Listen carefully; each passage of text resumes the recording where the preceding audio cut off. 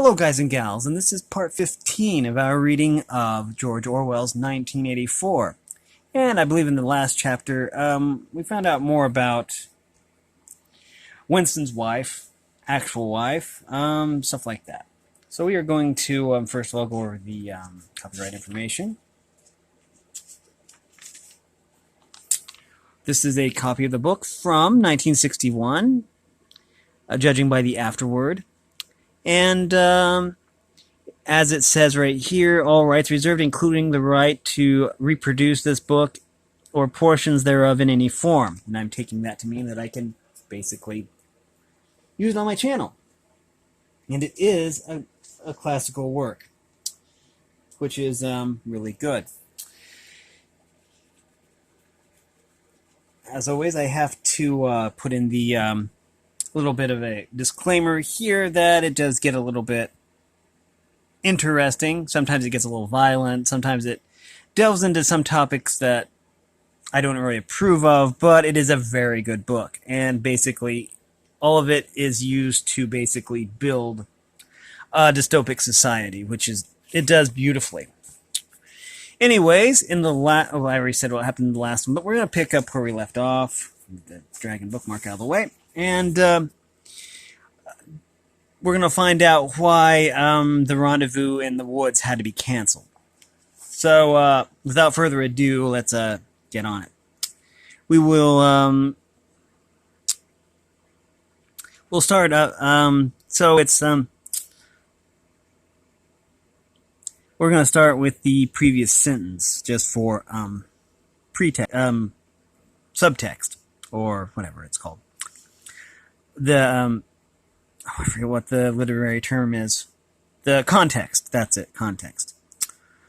Oh, the usual reason. It started early this time. For a moment, he was violently angry. During the month that he had known her, the nature of his desire for her had changed. At the beginning, there had been little true sensuality in it. Their first lovemaking had been simply an act of the will, but after the second time it was different. The smell of her hair, the taste of her mouth, the feeling of her skin seemed to have got inside him, or into the air all around him. She had become a physical necessity, something that he not only wanted, but felt that he had a right to. When she said that she could not come, he had the feeling that she was cheating on him, but just at this moment, the crowd pressed them together, and their hands accidentally met. She gave the tips of his fingers a quick squeeze that seemed to invite not desire, but affection. It struck him that when one lived with a woman, this particular disappointment must be a normal, recurring event. And a deep tenderness, such as he had not felt for her before, suddenly took hold of him. He wished that they were a married couple of 10 years standing. He wished that he were walking through the streets with her just as they were doing now, but openly and without fear, talking of trivialities and buying odds and ends for the household. He wished, above all, that they had some place where they could be alone together without feeling the obligation to make love every time they met. It was not actually at that moment, but at some time on the following day that the idea had returned. The idea of renting Mr. Charrington's room had occurred to him. When he suggested to Julia, she had agreed with unexpected readiness. Both of them knew that it was lunacy. It was as though they were intentionally stepping nearer to their graves. As he sat waiting on the edge of the bed, he thought again of the cellars of the Ministry of Love. It was curious how that predestined horror moved in and out of one's consciousness when it lay fixed in future time. Preceding death, as surely as 99 precedes 100, one could not avoid it, but one could perhaps postpone it. And yet, instead, Even now and again, by a conscious, willful act, one chose to shorten the interval before it happened. Okay. At this moment, there was a quick step up the stairs. Julia burst into the room. She was carrying a tool bag of coarse brown canvas, such as she had sometimes, as he had sometimes seen her carrying to and fro at the ministry. He started forward to take her in his arms, but she disengaged herself rather hurriedly, partly because she was still holding the tool bag. "Half a second," she said. "Just let me show you what I've brought. Did you bring some of that filthy Victory coffee? I thought you would. You can chuck it away again, because we shan't be needing it. Look here." She fell on her knees, threw open the bag, and tumbled out some spanners and a screwdriver that filled the top part of the underneath. That filled the top part of it. Underneath was a number of neat paper packets. The first packet that she passed to Winston had a strange yet vaguely familiar feeling. It was filled with some kind of heavy sand-like stuff which yielded whenever you touched it. "It isn't sugar," he said. "Real sugar, not saccharine sugar. And here's a loaf of bread, proper white bread, not our bloody stuff, and a little pot of jam. And here's a tin of milk. But look, this is the one I'm really proud of. I had to wrap it a bit of sacking around it because," but she didn't need to tell him why she had wrapped it up. The smell was already filling the room, a rich, hot smell, which seemed like an emanation from his early childhood, in which one did occasionally meet with even now, blowing down the passageway before a door slammed, or diffusing itself mysteriously in a crowded street, sniffing for an instant and then lost again. "It's coffee," he murmured. "Real coffee. It's inter-party coffee. There's a whole kilo here," she said. "How did you manage to get a hold of all these things?" "It's all inter-party stuff. There's nothing. Those swines don't have nothing. But of course waiters and servants and people pinch things. And look, I got a little packet of tea as well." Winston had squatted down beside her. He tore open a corner of the packet. "It's real tea, not blackberry leaves. There's been a lot of tea about lately. They've captured India or something," she said vaguely. "But listen, dear, I want you to turn your back on me for 3 minutes. Go and sit on the other side of the bed. Don't go too near the window, and don't turn around till I tell you." Winston gazed abstractly through the muslin curtain. Down in the yard, the red-armed woman was still marching to and fro between the washtub and the line. She took 2 more pegs out of her mouth and sang with deep feeling, "They sigh that time eels all things. They sigh, you can always forget, but the smiles and the tears across the years, they twist my art strings yet." She knew the whole driveling song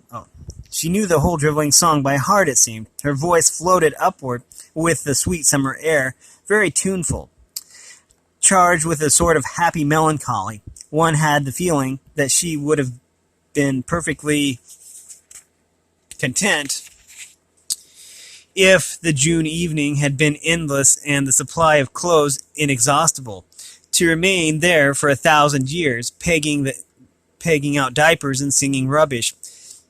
It struck him as a curious fact that he had never heard a member of the party sing alone and spontaneously. It would even have seemed slightly unorthodox, a dangerous eccentricity, like talking to oneself. Perhaps it was only when people were somewhat near the starvation level that they had anything to sing about. "You can turn around now," said Julia. He turned around, and for a second he almost failed to recognize her. What he had actually expected was to see her naked, but she was not naked. The transformation that had happened was much more surprising than that. She had painted her face.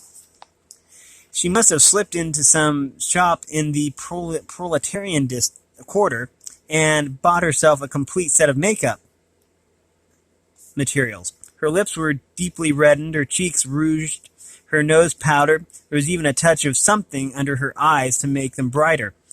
It was not very skillfully done, but Winston's standards in such matters were not high. He had never before seen or imagined a woman of the party with cosmetics on her face. The improvement in her appearance was startling.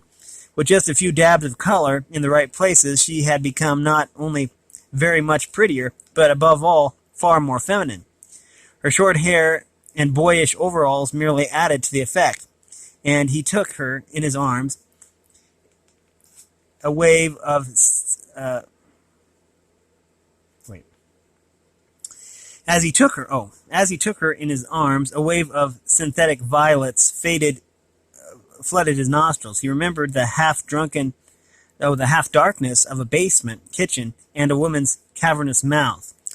It was the very same scent that she had used, but at the moment it did not seem to matter. "Scent, too," he said. "Yes, dear, scent, too. And do you know what I'm going to do next? I'm going to get a hold of a real woman's frock from somewhere and wear it instead of these bloody trousers. I'll wear silk stockings and high-heeled shoes in the room. I'm going to be a woman, not a party comrade." They flung their clothes off and climbed into the huge mahogany bed. It was the first time that he had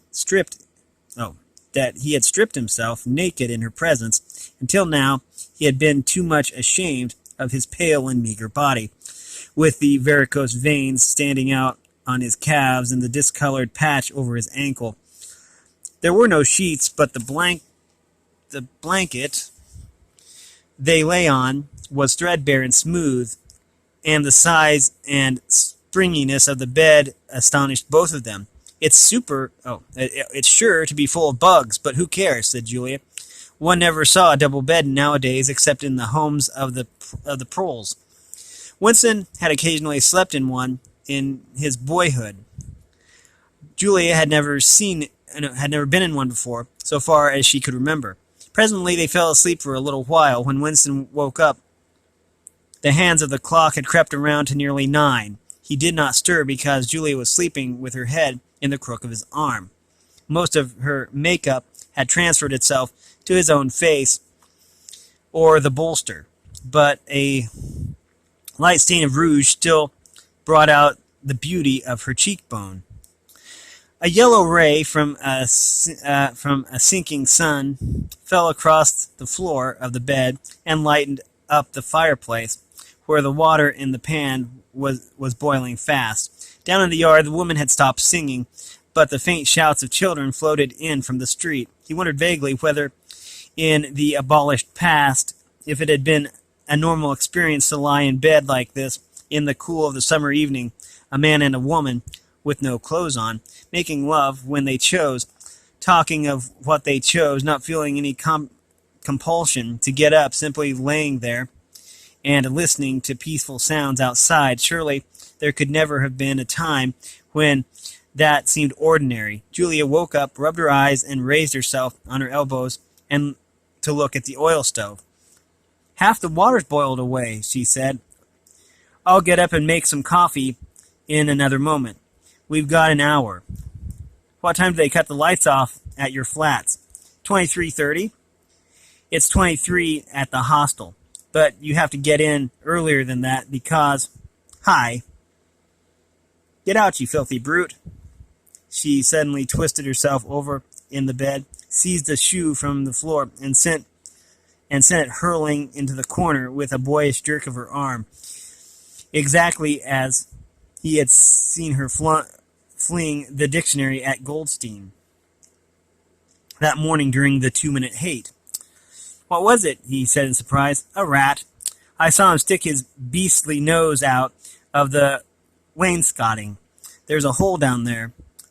I gave him a good fright anyways. Rats, murmured Winston. In this room?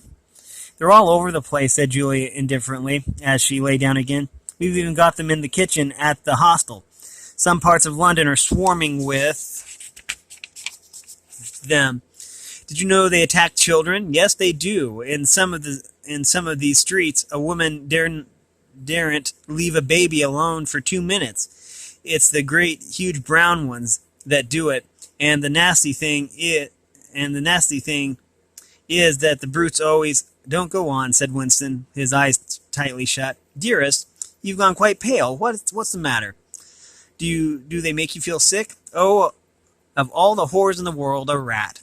She pressed herself against him and wound her limbs round him, as though to reassure him with the warmth of her body.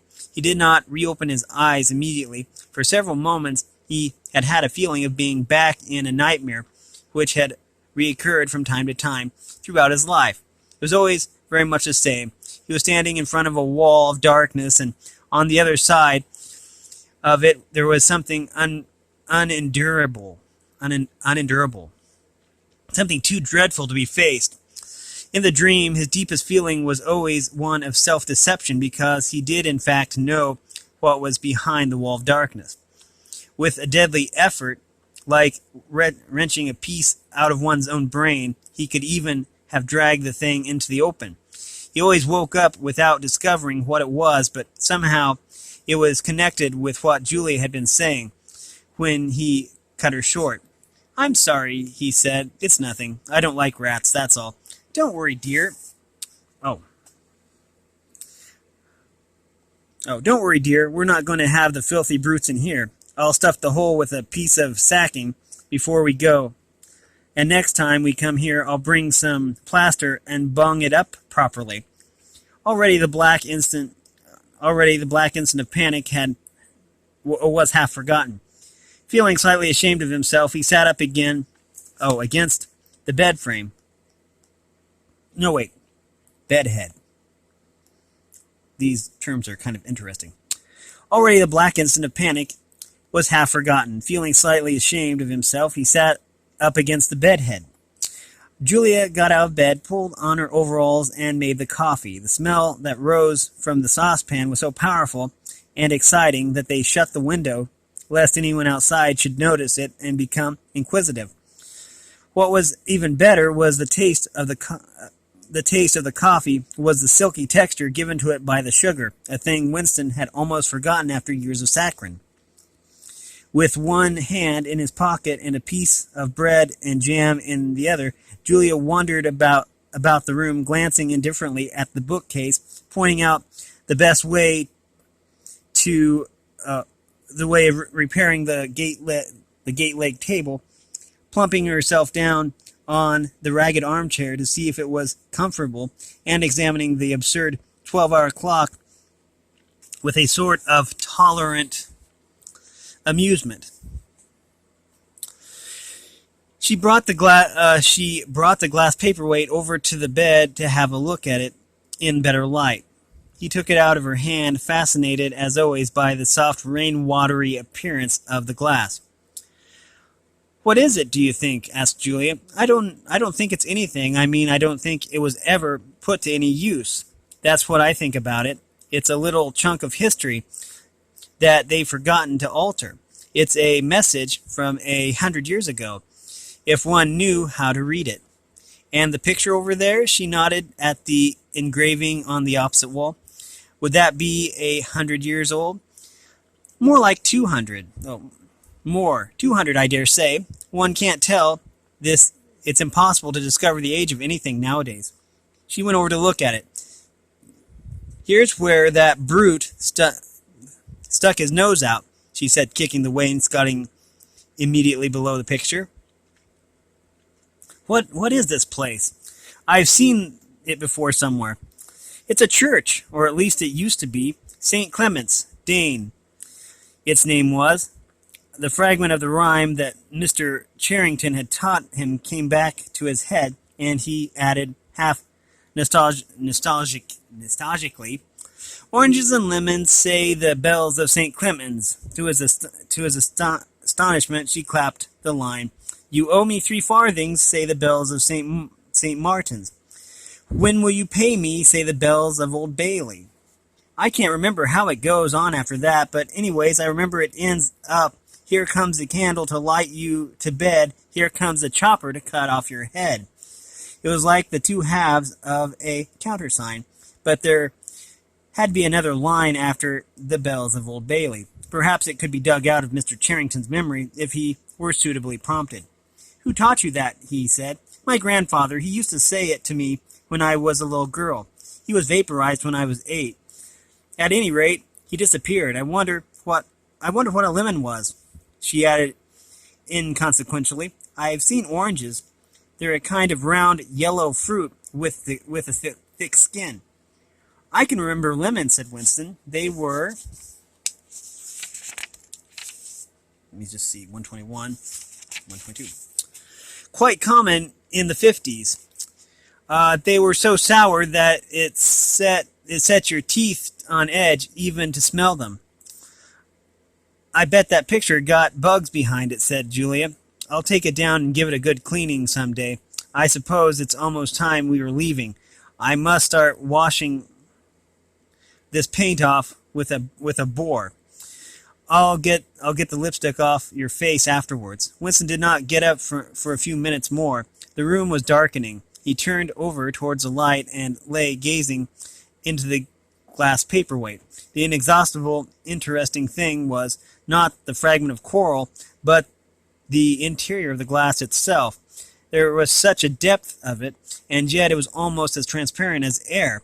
It was as though the surface of the glass had been the arch of the sky, enclosing a tiny world, with an atmosphere complete. He had the feeling that he could get inside it, and that, in fact, he was inside it, along with the mahogany bed and the gate-leg table, and the clock, and the steel engraving, and the paperweight itself. The paperweight was the room he was in, and the coral was Julia's life, and his own, fixed in a sort of eternity at the heart of the crystal. We are to part 5. Syme had vanished. A morning came, and he was missing from work. A few thoughtless people commented on his absence. On the next day, nobody mentioned him. On the third day, Winston went into the vestibule of the records department to look at the notice board. One of the notices carried a printed list of the members of the chess committee, of whom Syme had been one. It looked almost exactly as it looked before. Nothing had been crossed out, but it was one name shorter. It was enough. Syme had ceased to exist. He had never existed. Just a sec. So Winston was right. Syme is gone. Okay, he knew that he'd probably be vaporized eventually because he was too smart. The weather was baking hot in the labyrinthine ministry. The windowless, air-conditioned rooms kept their normal temperature, but outside the pavement scorched one's feet, and the stench of the tubes at the rush hour was a horror. The preparation for Hate Week was in full swing, and the staffs of all the ministries were working overtime. Processions, meetings, military parades, lectures, waxwork displays, film shows, telescreen programs, all had to be organized. Stands had to be erected, effigies built, slogans coined, songs written, rumors circulated, photographs faked. Julia's unit at the fiction department had been taken off the production of novels and was rushing out a series of atrocity pamphlets. Winston, in addition to his regular work, spent long periods every day in going through back files of the Times and altering the embellishing news items which were to be quoted in speeches. Late at night, when crowds of rowdy proles roamed the streets, the town had a curiously febrile air. The rocket bombs crashed oftener than ever, and sometimes in the far distance there were enormous explosions which no one could explain, and about which there were wild rumors. The new tune, which The new tune, which was to be the theme song of Hate Week, the Hate Song it was called, had already been composed and was being endlessly plugged on the telescreens. It had a savage barking rhythm, which could not exactly be called music, but resembled the beating of a drum, roared out by hundreds of voices to the tramp of marching feet. It was terrifying. The proles had taken a fancy to it, and in the midnight streets it competed with the still popular "Oh, it was only a hopeless fancy." The parson's children played at all hours of night and day.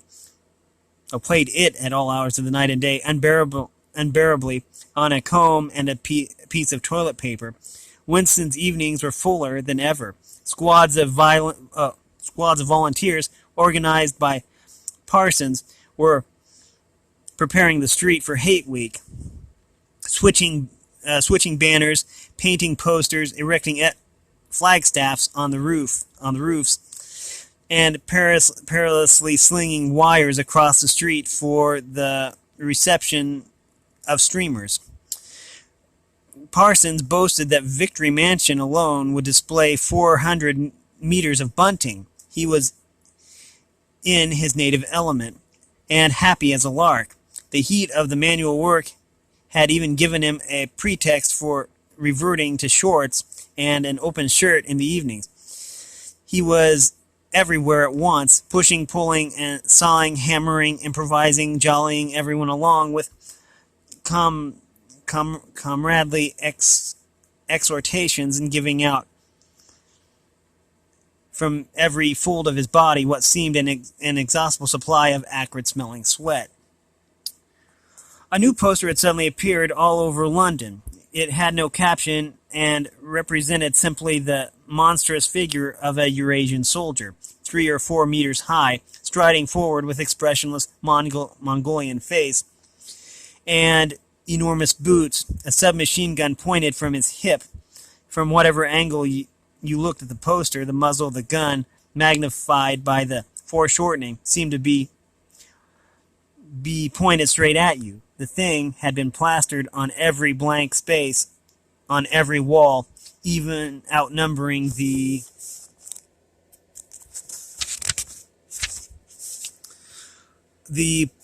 portraits of Big Brother. The proles, normally apathetic about the war, were being lashed into one of their periodical frenzies of patriotism, as though to harmonize with the general mood. The rocket bombs had been killing larger numbers of people than usual. One fell on a crowded film theater in Stepney, burying several hundred victims among the ruins. The whole population of the neighborhood turned out for a long trailing funeral which went on for hours and was in effect an indignation march. Another bomb fell on a piece of waste ground which was used as a playground, and several dozen children were blown to pieces. There were further angry demonstrations. Goldstein was burned in effigy. Hundreds of copies of the poster of the Eurasian soldiers were torn down and added to the flames, and a number of shops were looted in the turmoil. Then a rumor flew around that the spies were directing the rocket bombs by means of wireless waves, and an old couple who were suspected of being of foreign extraction had their house set on fire and perished of suffocation. Okay, we are going to stop that there. We've been reading George Orwell, 1984. It is a really good book. If you like this content, make sure you like and subscribe and ring the bell so you know when I upload. And if you support me in any way, all that information will be in the description below. As always, thanks for watching, everyone, and have a great day.